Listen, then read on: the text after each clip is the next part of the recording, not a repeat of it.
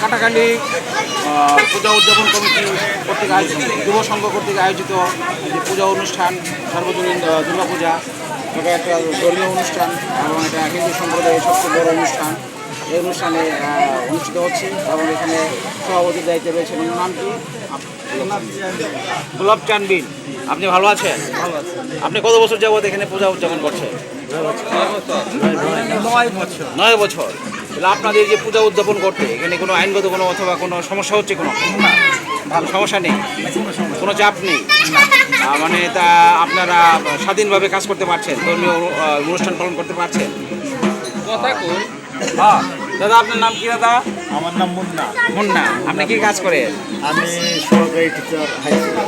কোন স্কুলে চাকরি করেন? আমি 12 মাইল উচ্চ বিদ্যালয় দুর্গাপুর। দুর্গাপুর নেত্রকোনা। তাহলে আপনার বাসা এখানেই?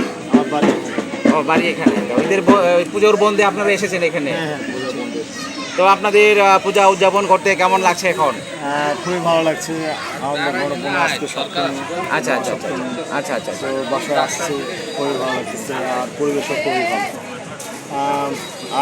আইনের দিক থেকে খুবই ভালো। শৃঙ্খলা পরিস্থিতি ভালো। পরিস্থিতি ভালো আছে। আর সিকিউরিটি আগে ছিল সম্ভবত ভালো।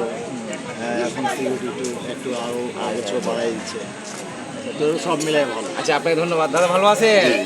আপনি দাদা কয় বছর ধরে পালন করছেন পূজা? এটা করছি 9 বছর। 9 বছর এটা হলো 31 বছর। আচ্ছা আচ্ছা আচ্ছা আচ্ছা, কোনো সমস্যা হচ্ছে না তো? না না না, কোনো সমস্যা নেই।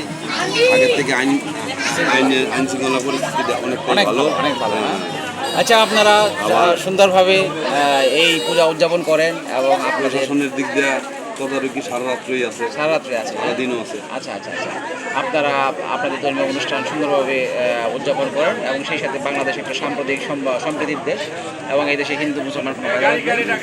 যার যার ইচ্ছা স্বাধীন মতো ধর্মীয় কাজ করার স্বাধীনতা রয়েছে। আপনাদের অনেক ধন্যবাদ।